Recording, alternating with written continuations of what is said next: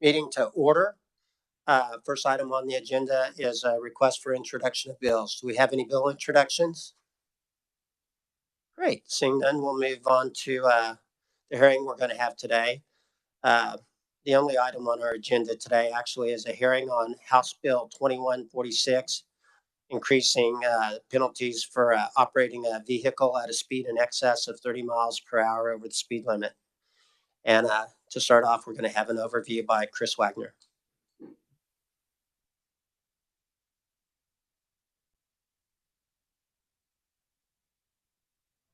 Thank you, Mr. Chairman.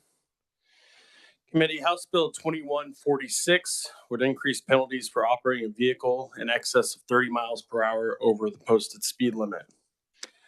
KSA 8-2118 contains the uniform fine schedule for traffic infractions that are listed in the Uniform Act regulating traffic on highways.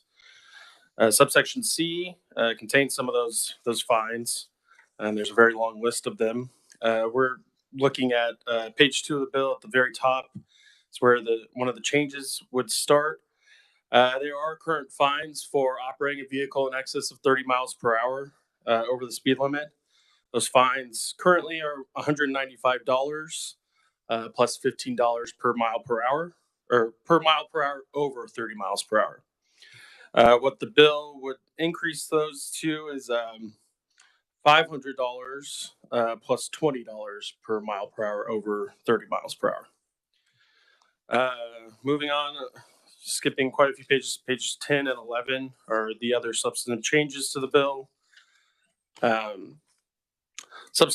New subsection I would increase penalties for subsequent violations of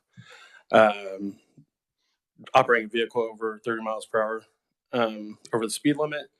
Provide that for a second violation and conviction for driving more than 30 miles per hour over the speed limit within 5 years of a prior conviction, those penalties would be elevated to a fine of $750 plus $25 per mile per hour over 30.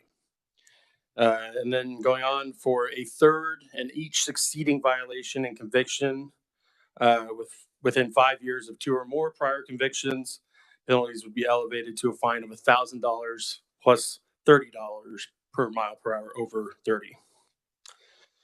Finally, there's a current provision in this statute that doubles fines for violations, moving violations that are committed within a road construction zone or school zone.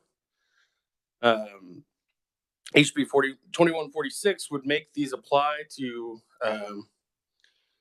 any violations first and any thereafter for operating in excess of 30 miles per hour over the speed limit. So fines in road construction school zones would be doubled according to those new penalties. With that, I'd be happy to answer any questions. Hey, Chris. So when you say that it applies to those over 30 miles over the speed limit, does it not apply to that now? I mean, what's the change there? Are you referring to the doubling? Yeah. No. Current traffic infractions are subject to that doubling now. I was just saying that it would be the new penalties would be subject to that penalty also. Because there's a new subsection adding in for subsequent violations of that speed limit, which is new. So that's not a change in policy. It just conforms with existing policy. Yeah. Okay. And then one other question I've got. Do you know what the fine is for reckless driving currently? I didn't see it on that list. No, it's not. It follows its own sort of. I believe it's a misdemeanor. I would have to look up. I know it's 8-1566, but you look that up later and let me know. And then what careless driving? I guess careless driving is a thing also. Okay, Representative Hoheisel. Thank you, Mr. Chairman. Thank you, Chris, for that breakdown. I do remember we had some of this discussion last year. I don't believe it was the same type of bill, was it? I just remember a story from my friend, the representative from Columbus, in his Hemi, I believe he described last year. And the speeding he liked to enjoy. What's the difference between last year's bill and this year's bill? So the last year's bill, I think the one you're referring to, would make it a reckless driving violation for operating a vehicle in excess of 100 miles per hour, no matter the speed limit. So this does not make it a reckless driving violation in this bill. And Mr. Chair, if I may, refresh my memory, we kicked that out of committee and it died below the line, or did we even get it out of committee last year? I would have to check the. No problem. I was just curious. Thank you, Mr. Chair. Representative Delper Dave. Thank you, Mr. Chair. I do have a question, but could I do a response there or not? Last year it was for 100 miles or greater. I ran an amendment to kick it down to a rolling 40 mile per hour over. It did make it over, but I think it just died at that point. Yeah, that's if I remember. Below the line. Yeah. Okay.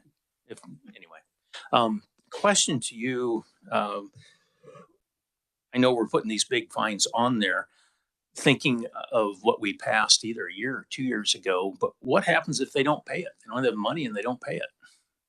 If you don't pay a traffic violation fine, then there are penalties such as suspension of driver's license. And yeah, essentially it would get kicked into, I think it's case 8-2110, which is failure to comply with the traffic citation, which includes failure to pay fines. So eventually it could lead to license suspension or something. Yeah, and if I may, but didn't we a year or so ago change that to where if they had unpaid fines, we could not take their license? I don't think that's the exact change that was made. I think it was more for providing some certain restricted driving privileges for if your license has already been suspended. Thank you, Mr. Chair. Joe, did you have something to add to that conversation? Okay. Representative O'Hobson. Thank you, Mr. Chairman. My question is there any exception to the law, say, for instance, if someone is actually driving over the speed limit, like for emergency purposes, like maybe they're trying to get to the hospital per se, or maybe a heart attack or something? Is there any section to the law that actually, exempts them, like, per se, on this? I mean, there are like for like, if they are over 30 miles per hour, due to an emergency. I can't think of any statute that would exempt any emergency situations. Obviously, these infractions would go to court where possibly something could. Thank you, Mr. Chairman. Thank you. Any other questions for the reviser? Okay, thank you very much, Chris. All right, next on the agenda, we'll have a presentation by the Kansas Highway Patrol. I think the daily agenda has mentioned Colonel Jones, but it's going to be Captain Mitch Clark will be presenting. Welcome to the committee, Captain. Hey, good afternoon.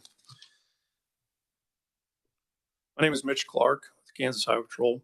I've been with the patrol for 19 years. Prior to that, 13 years of law enforcement service with other agencies. It's my 32nd year. As we've already been discussing, we're here to discuss House Bill 2146. Good questions already being presented by this group. There's quite a bit to consider when we're just talking about speeding. I'm just going to touch on a few of the topics. The dangers of the speeding, the speeding and fines increase for the second and third convictions. Crash statistics, the Kansas Highway Patrol's 100+ mile per hour citations, other citations for states with 100 miles per hour plus, and benefits of this bill. So House Bill 2146 is focused on increasing the fines of driving a vehicle over 30 miles per hour over the speed limit.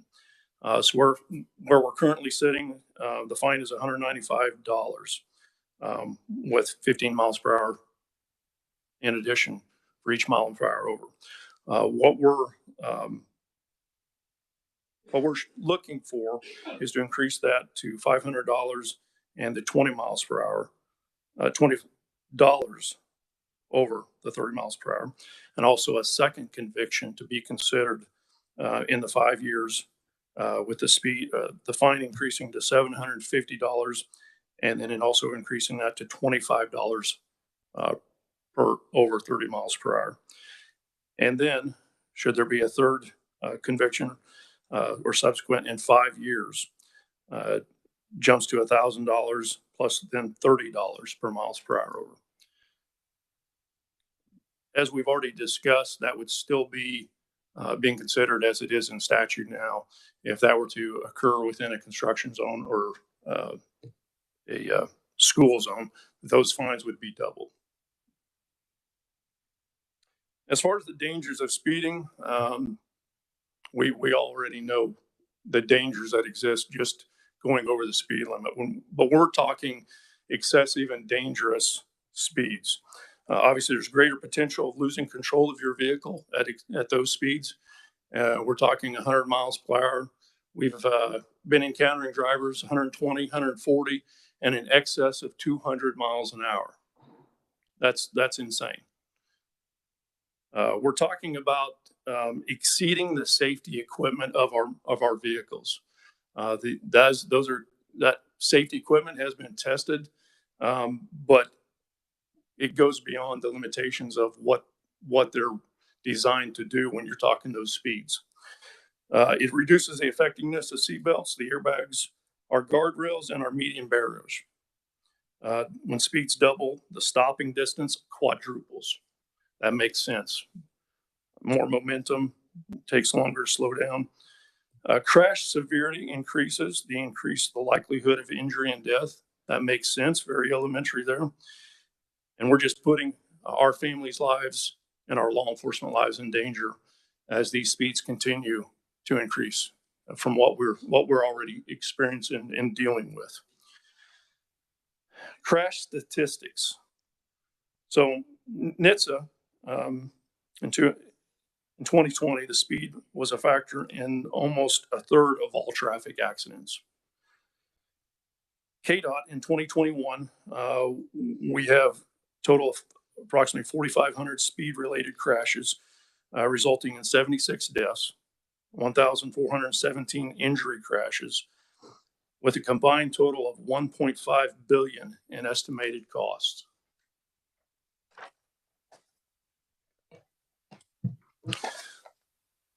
So going back to 2019, the Kansas Highway Patrol had 1,758 citations that were issued for over 100 miles per hour.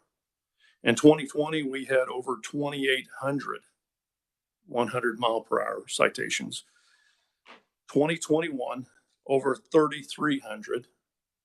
And 2022, we were just 24 less than the previous year. And so you think, well, maybe we've turned the corner and maybe people are slowing down.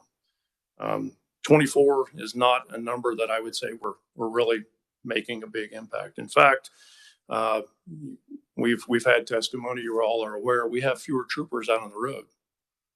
So we have less officers out there making an impact. So are we really slowing down? I don't believe we are. So Kansas is not the only state that is seeing the increase in speeds. This is a nationwide problem. Missouri Highway Patrol in 2019 had over 1,600 100 plus mile per hour citations. 20 and 21 over 2,600. OHP in 2019 had 1,300, and in 2021 they had over 1,700, almost 18. Nebraska State Patrol in 2019 had 601, and in 2021 they averaged 982. That gives you an idea just not only what Kansas is seeing, but our neighboring states. So the benefits of the House Bill 2146, we believe we're going to decrease the excessive and dangerous speeds. We believe this is going to have an impact on drivers. We believe that this is going to generate voluntary compliance. I couldn't afford just a speeding citation alone, but anything in excess of $100 that would impact me and deter me from speeding again over 100 miles per hour. One of the things that we would consider in promoting this, just like we did with when we changed the seatbelt law, we would think that it would be advantageous to do a advertising campaign, some signboardage that notifying the public, for at least 6 months that despite the speeding fines will change dramatically, and that would be our hopes, that we would get that message out there beforehand, that we have to take enforcement action. And at that time, I'll open it up to questions. Questions for Captain Clark? Representative Anderson? Thank you, Chairman, and thank you, Captain, for coming today. So I know we're talking about increasing fines, but when you were talking about subsequent tickets, you get your second, you get your third. At what point do you, I mean, if you're on our interstate going over 30 miles an hour, so you're going 105 and a 75, at what point do you lose your license? I mean, how many tickets does it take? Is this just fees going up, or is there penalties going up as well? Right now, this is just focusing on the fine schedule changes. And forgive me, I would have to really look into this, but that would have an impact. Again, if you're complying with the courts, if you're paying your fines, as already been asked, suspension of driver's license. That's if you're failing to appear, failing to pay off your fines. Could obviously impact your ability to get insurance and have those effects in that manner. Representative Ballard? Thank you, Mr. Chairman. Could you please, thank you for your presentation. Could you please tell me the difference between careless driving and reckless driving? I would have to look at the statute myself. The careless driving would be more having to do with inattentive driving, maybe would be, and the reckless driving has to do more with if you're driving at a higher speed, driving aggressively, potentially your driving behavior having an impact on other drivers, cutting in and out, speeding, passing in unsafe areas. That would be, from my standpoint, that's how I would look at that. Okay. Thank you, Mr. Chairman. Representative Collins? Thank you, Mr. Chair. Captain, you mentioned like high speed people in excess of 100 miles an hour. Does the KHP have a point in their policy where, like, you call off a high speed chase if someone's doing excessive speed and you're chasing them? Do you ever get to a point where you just decide it's not worth it and call off the chase? Absolutely. More so nowadays. We are very aware, cognizant of if things are to where this violator is driving in such a behavior that it's putting the lives in danger of the other motorists, putting the risk to that law enforcement officer. Our troopers know that at some point we have to consider that, and we are calling off pursuits.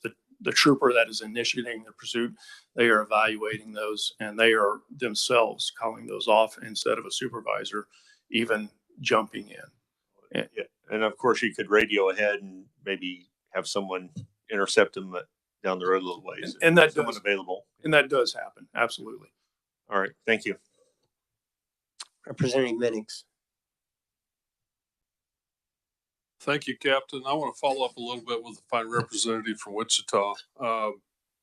Real life situation. As a young married couple, many years ago, we were expecting our first child. 6 months into the pregnancy, my wife wakes me up at 2 a.m. We're 20 miles from the nearest ambulance service. We're 35 miles away from the hospital. I didn't have my wits about me, or I'd have called 911 if I'd thought about it. we get in a vehicle and I drive probably in excess of 30 mile an hour over a 65 mile an hour highway at 2 to about 2:30 a.m.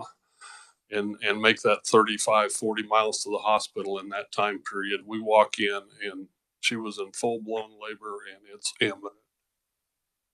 Is there some type of discretion? I would have welcomed the fine and any red lights in my back window to help me out at that moment. There is discretion. Law enforcement officer, I myself have faced similar situations, just what you're describing. I've also encountered, having been a trooper out in Western Kansas, life flight, people who have been involved in life-altering situations, life-flighted, and family members, loved ones, trying to catch up and make it to the hospital in time. I've encountered those members as well. There is discretion, absolutely. We are all husbands, wives, parents, and we understand. We take that into consideration, and I've never written anybody in that situation. I fully support what you're trying to do here, and I appreciate the discretion. Sometimes we are a little bit distracted, and we're doing what we can. And I appreciate the discretion that the officers are allowed to administer. Thank you very much. Yes, sir. Representative Hoheisel. Thank you, Mr. Chairman. Thank you, Captain, for being here and everything that you and the Highway Patrol do to keep us safe. I kind of want to go back to a point you made in the middle of your testimony about are people slowing down or are we just pulling less people over? I assume that's because of a staffing issue, correct, with the Highway Patrol? That is correct. It's I've testified, and it's not. And it's conversations that we've had, just not only in law enforcement, even in the private sector, finding people to fill positions, finding qualified people. So we are down approximately 52 troopers out on the road. What is put that in context for me of what percentage of staff is that right now? Are you guys? I'd say, I think we're around a little over 10% shortage. 10%. Okay. And how many, I guess, highway miles do you guys patrol? A given day, or just total, like under your authority, how many highway miles are we talking here? I guess I want to make sure I understand your question. Your jurisdiction, like the highway miles that you guys patrol. A trooper's assigned to a troop, and they may have 3 counties that they're responsible for. So many hundred miles to cover. Okay, thank you. Thank you, Mr. Chairman.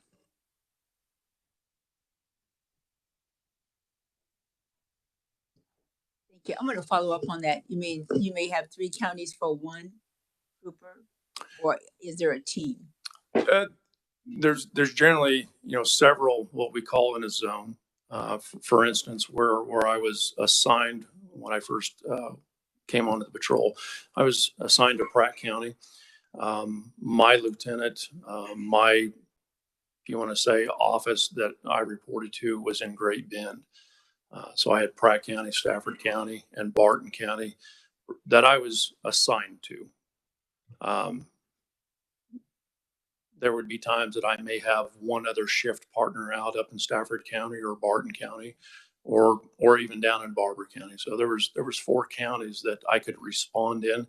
That did not prevent me from still going east or west and going to Kingman County or Kiowa County, just depending on who was available, who was the closest. When you say you're short, roughly 52. What's your greatest concern about having that fewer patrolmen out there? Not being available to respond to a critical incident. Fewer people means there's greater distance that I have to cover to get to where that critical incident may be. So when I say, I'm responsible or responding to 4 counties, that's a great deal amount of time. If I'm the only one available in those 4 counties, and yes, we have other agencies, sheriff's departments and police departments that we can rely on or partner with, and obviously they rely on us as well. But they are facing the same shortages that we are, so we're all impacted, and makes us rely on each other that much more. If I could follow up on that, what would you say then is that patrolman or woman's life somewhat in danger if they're just out there by themselves? Sure, absolutely. We are used to working independently. Our closest backup traditionally is, when you're in a rural area, is your sheriff's department. It wouldn't be uncommon to have to wait for 15, 20 minutes, sometimes longer. Thank you, Mr. Chairman. Thank you. Representative Neely. We kind of veered off a little bit there, but mine follows the same lines. You used a statistic of, I think it was 1,024 or something like that, of excess over 100 miles an hour tickets that were written, something along those lines. And you said that was down just a few. With that 10%, I guess my first question would be, what would be the average amount of tickets that an officer would write in a year's time for over the excess of 100 miles an hour? So that statistic, if you added that 10%, would be considerably higher. Yes. Yes, it would. Okay, It would. That's all I want. And just to add to that, we had one trooper out west last year in one shift, I believe, write 12 tickets in an 8-hour period for over in excess 100 miles per hour. Representative White. To continue with his questioning, thank you, Mr. Chair, and thank you for your testimony. I have the graph up here and showing almost triple over the last decade of tickets, citations. And you also said the neighboring states. Are the neighboring states having a shortage of law enforcement personnel like Kansas? Is there another reason for these? Are alarming statistics. It's very concerning. And to add to your question, yes, they are. Yesterday, I attended a career fair in Overland Park. No surprise, Iowa State Patrol was there, Missouri Highway Patrol. Several local agencies on the Missouri side were there, and several local Johnson County departments were there. And I made it an effort to talk to each one of them. And yes, the problems are retention. We can't get people to apply. Those that are applying do not meet the minimum standards. And then they're also coming with, hey, I don't want to work weekends. I don't want to work nights. Those challenges. Beyond that, talking with all of the other vendors in the private sector, same thing. I want to work remote. I want this or I want that. And again, still not getting people to apply, and those that are applying are not meeting the standards. So it is concerning. It's a nationwide problem. Thank you. Thank you, Mr. Chair. Any other questions? Representative Hauser. Representative Hauser. Representative Hauser. I just want you to know he doesn't have an EV vehicle, so the mileage doesn't matter. Don't be afraid, Mr. Chair. I'm not going to incriminate myself. Thank you, Colonel, for showing that. Appreciate you being here. hypothetical situation, totally hypothetical.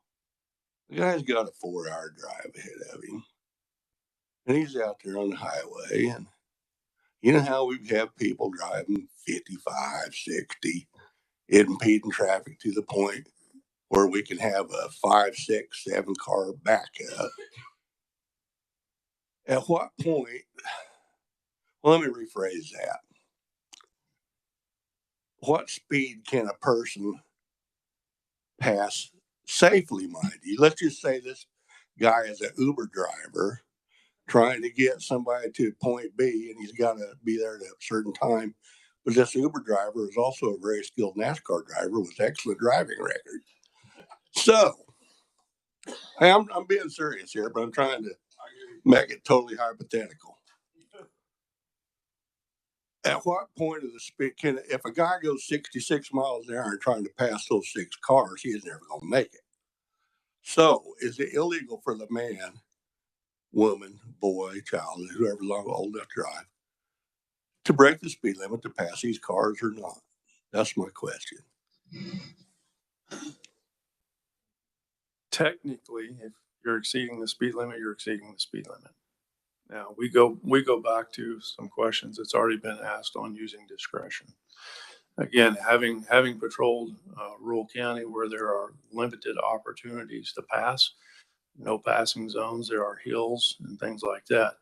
It's not uncommon to encounter somebody, especially in an agricultural area, combines, other snowbird travelers and whatnot, and you get backed up.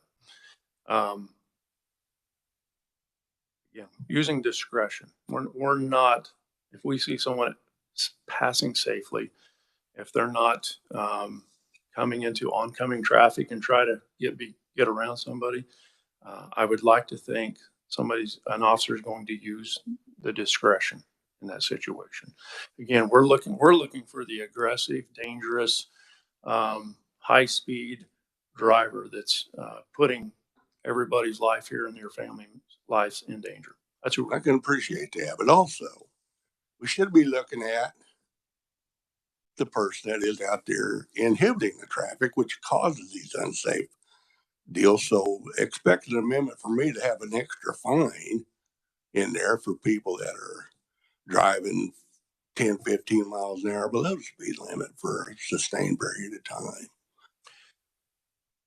And to that, I have stopped those drivers. I can't sit here and speak for other officers. I have stopped those drivers. This morning, against Highway Patrol worked a fatality on 70.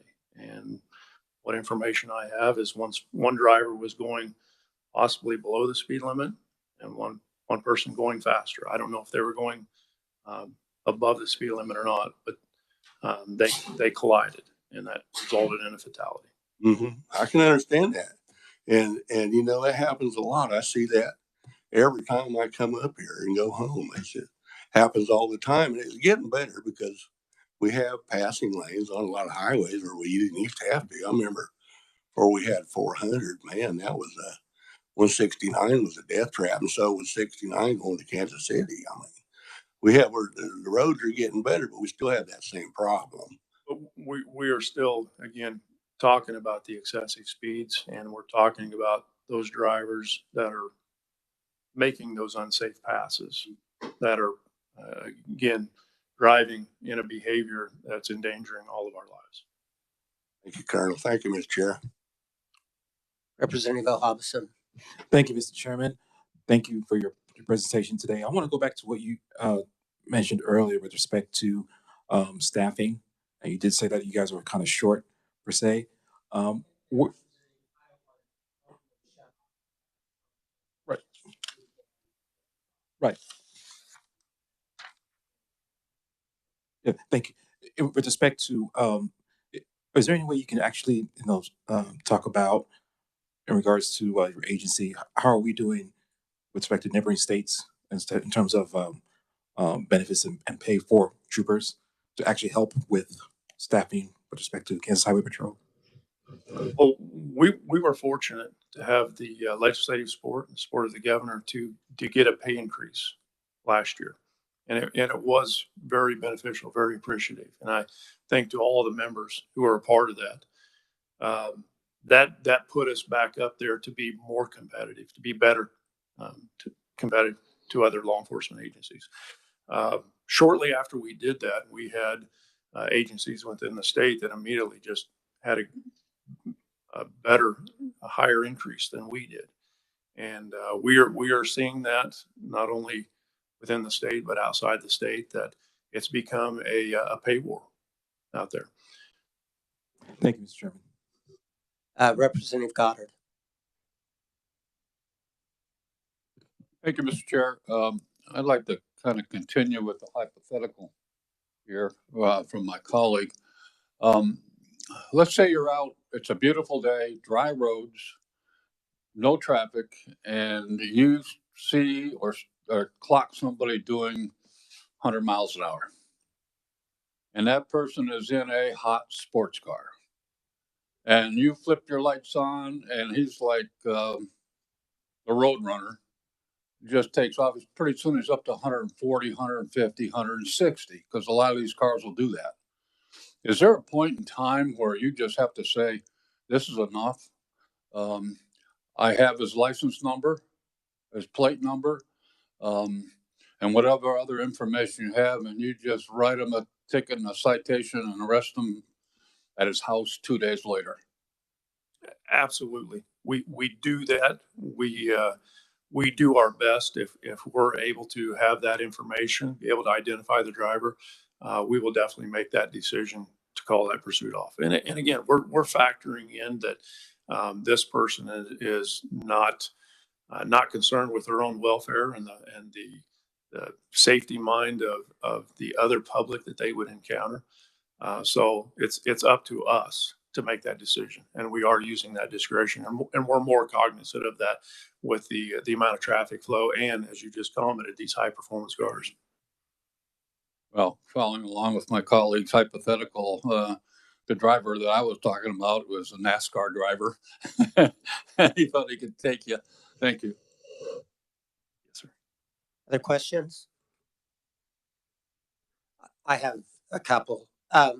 So if I understand this bill correctly, this bill is already in statute. We're basically just increasing the amount of the fines. Is that correct? We're increasing the amount of the fines, but we're also having consideration the factor of the second or third subsequent offense within the 5-year period. So we're that speed impact. We're trying to also make the people that are repeat offenders pay more than the person that just is passing 3 semis and gets caught and the officer doesn't exercise discretion. That's correct. Okay.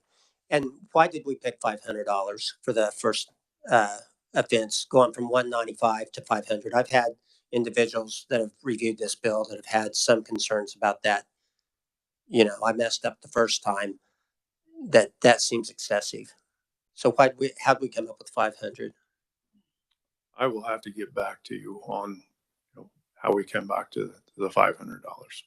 And just real quickly while we're here, Chris, what were those fines for careless driving and reckless driving? Did you have a chance to find that out? Yes. So first off, there is no statute for violations of careless driving. I think this committee actually has heard bills to create a negligent driving violation, but those have not been. There's no such bill or no such law. So reckless driving, any person who drives any vehicle in willful or wanton disregard for the safety of persons or property.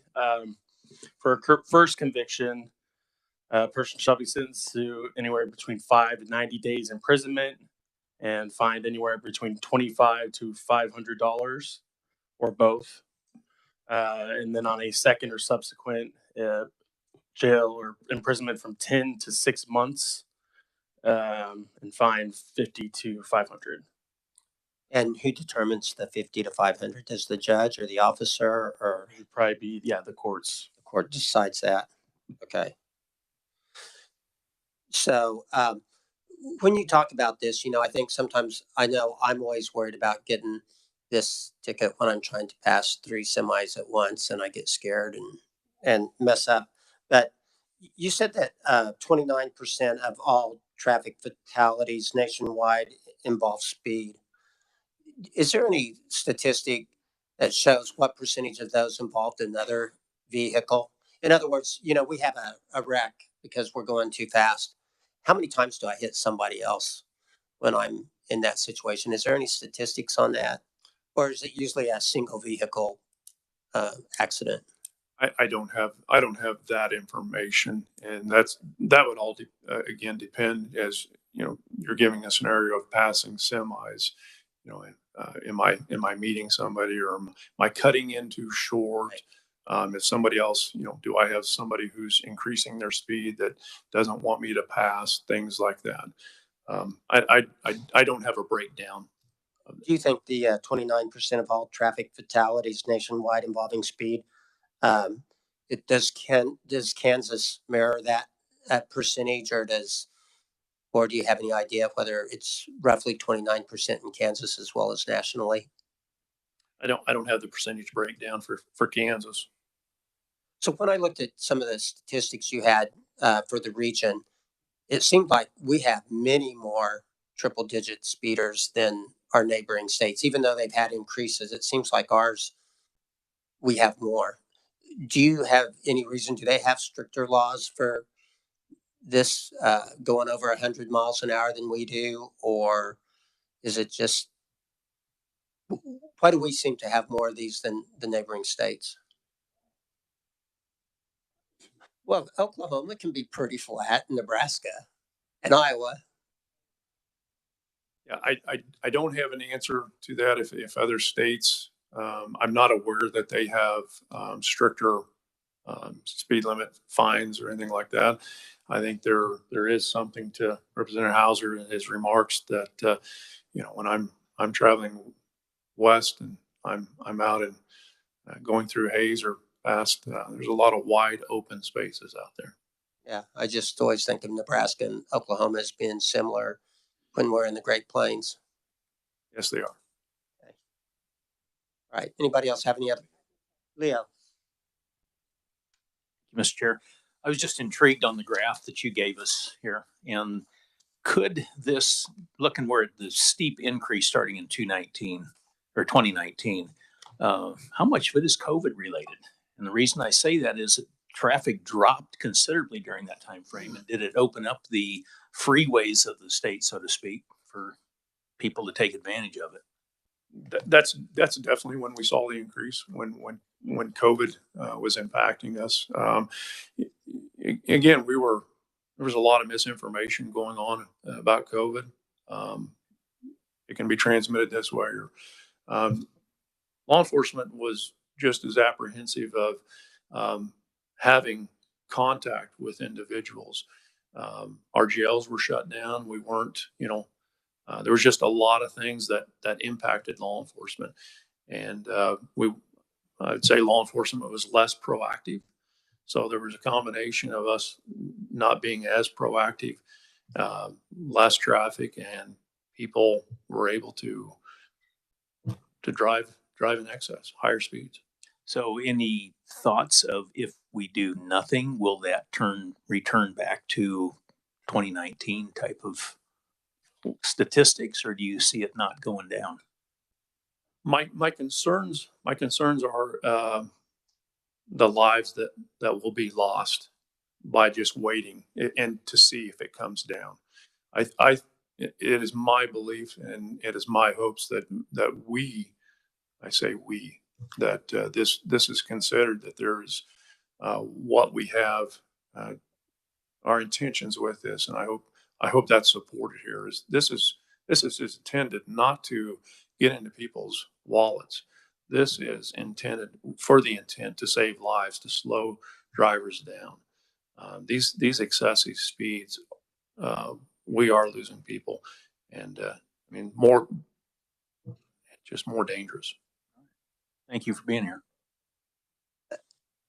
That made me think of a question. Do you have any data as far as the number of repeat offenders that you have on these excessive speeds? In other words, is it the same people all the time, or are there repeat offenders? Yeah. Yeah, I do not have that information, and I'm not sure if I'd be able to get that. If not, okay, thank you very much. I do want to draw everybody's attention to the fiscal note. There's not really a fiscal note. They were unable to feel like they could estimate the effect of the increased fines as far as court docket fees and such. So thank you for your testimony. Thank you very much. I appreciate your time. Next on the agenda is Joel Skelly, Director of Policy with Kansas Department of Transportation. Welcome to the committee, Joel. Good afternoon, Mr. Chair and members of the committee. Yes, my name is Joel Skelly. I'm Director of Policy for KDOT. We are here in support of this bill. As referenced by my testimony that we provided, I want to point out a few things that I think the captain really touched on in a way, but I think how we try to work with Highway Patrol, there are three factors we really look at from a safety perspective when it comes to traveling on the roads. And that's engineering, enforcement, and education. We try to hit all of those. Highway Patrol and all of our law enforcement partners help with the enforcement piece. We have a Bureau of Traffic Safety and Transportation Safety that really emphasizes a lot of education out there. And we've got some fantastic engineers that put together road designs meant to be as safe as possible for the design speeds that they're put out to. Now, I say that specifically because we put out roadways and design roadways for a specific design speed. So you get in excess of that at excessive rates, that puts an even larger increased risk of you potentially coming out of control or driving to a point where your reaction time isn't the way it should be to be able to react to a curve, to a deer running across the road, to any number of things like that. So there are several things that we want to use to help kind of affect or influence traffic and vehicle behavior or driver behavior, really. And so those are three of the main things. I wanted to hit on that real quick because that isn't necessarily in my written testimony.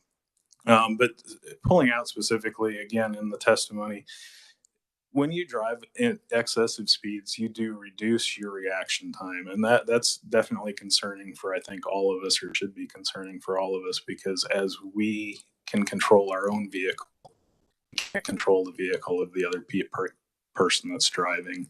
And you would hope, if you're all safe drivers, that the other folks are safe drivers, and anticipate or expect or should expect that that's the case. And so I think that piece is important to all of us, as we are all drivers on our roadways, to make sure that we're doing our part. Some people are not bad characters or bad actors in this regard, or are bad actors in this regard. And so in that way, these fines and these citations help to play a role in that it's a deterrent. And if a deterrent's not strong enough, then, well, guess what? People aren't going to think twice about being that bad actor. And that's going to potentially impact any number of our lives in ways that I don't think any one of us want to imagine. Because when you get into those situations where those speeds are excessive, that also increases, and the captain mentioned it, the likelihood of a fatality. I mean, injuries are bad enough and property damage is bad enough, but I've been very fortunate to say that none of my family members have died as a result of a fatality in an auto crash. I can't say that for all people, and quite frankly, there may be somebody here in this committee room that has been affected or impacted by that. And so that's something that we strive as an agency really to impact or impart, that safety is all of our responsibility. We do our best to put that design forward to try and educate and inform. But then there's also that piece that's the enforcement piece that needs to happen. And so that's why we stand in support of the bill. Happy to answer any questions, I think, as it results to how it might impact our operations. Any questions? Representative Goddard. Thank you, Mr. Chairman. I don't really have a question, but, we can't legislate out stupidity, and we can't legislate in common sense. So what do we have left? It's the ruler on the knuckles to get somebody's attention. And I appreciate your testimony and the testimony from the Highway Patrol. Keep on doing it. Thank you. Thank you, sir. Any other questions or comments? Not. Thank you very much, Joel. Thank you. Next on the agenda is Ed Klump. Welcome to the committee, Ed.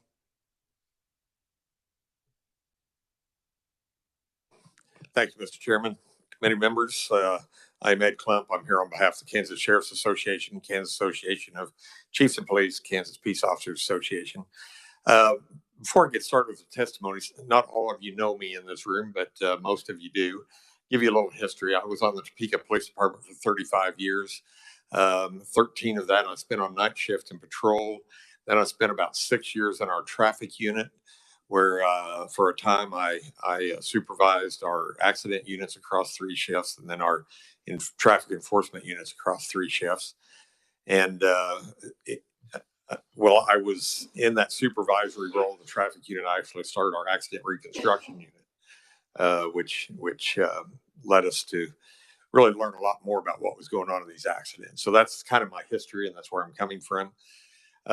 In reference to this bill, when we vetted this with our associations, our members were very excited about it. They thought this was a very good bill because it not only addressed the extreme high speeds on the interstates that was trying to address last year in the bill, but it addresses the speeding problem across the spectrum. So we talk about 30 miles an hour over the speed limit. Imagine if you were on Kansas Avenue with the speed limit's 20 miles an hour, going to your lunch, and a car came down there 50, 55, 60 miles an hour. That is an extremely, extremely hazardous situation. What when you're pulling out of the parking garage here on 8th Street, 30 mile an hour zone, and you look and you see this car that's somewhere over between Topeka Boulevard and Harrison Street, and you pull out, but that car's doing 60, 65 miles an hour, and he's on you before you know it. Those are the kind of hazards that we see. I was talking to one of the management people in Wichita PD here recently about this bill, and they said, "Oh my goodness, we're in triple digits on 100-mile-an-hour tickets on Kellogg." And he said we also have a lot of them out on the highways, the 4-lane highways going through Wichita. So this isn't just a highway problem. This isn't just a interstate problem the KHP is dealing with. We're all dealing with this. So a couple of things I wanted to touch on real quick, because I know we're getting short on time, Mr. Chairman. The discretion factor. I want to point out there's 2 places where you have discretion in this process. One is with the officer, and I do not know any officer, as long as I was on the Topeka Police Department, that ever wrote a ticket to someone who was taking somebody to the emergency room in the hospital. Stopped plenty of them. Some of them you would think were running from us, but we figured out what they're really doing is just not stopping. And we stayed behind them with red light and siren. At least we cleared a little traffic for them. Some of them we stopped and we escorted them when it was truly an emergency.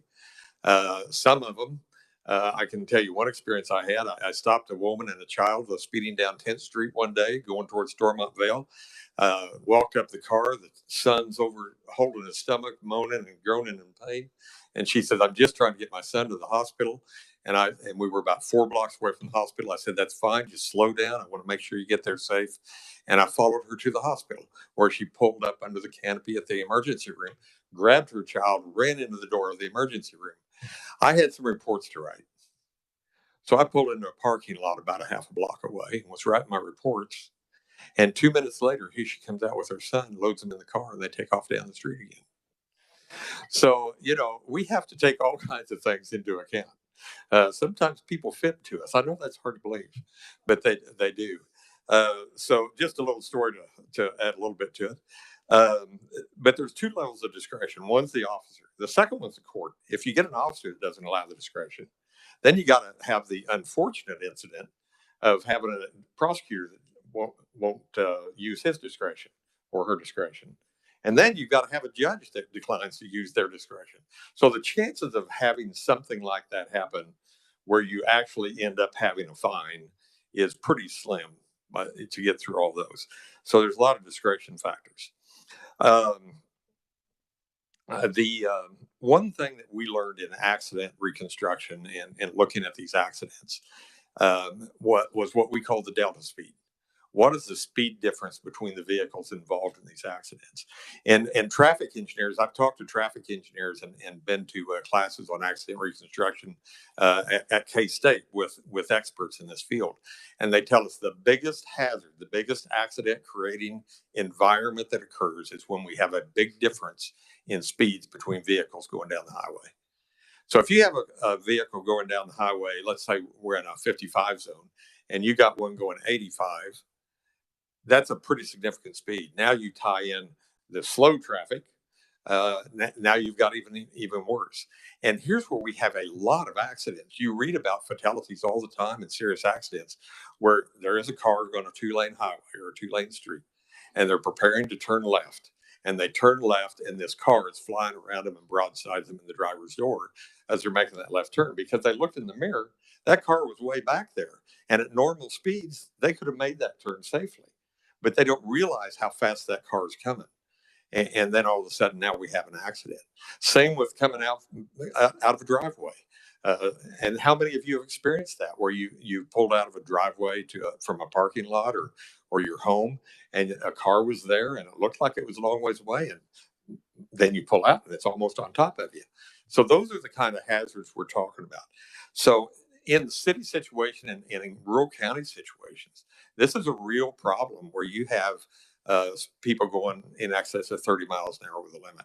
So it's not just the highways, and that's one of the reasons our association wanted to address this. So I think I will leave it at that and answer questions, Mr. Chairman.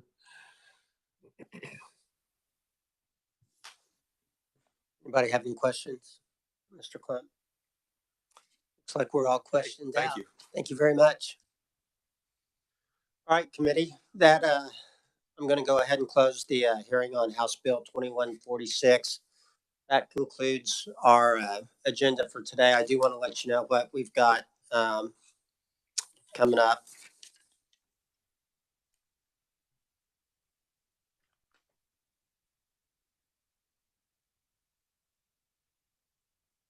Let's see.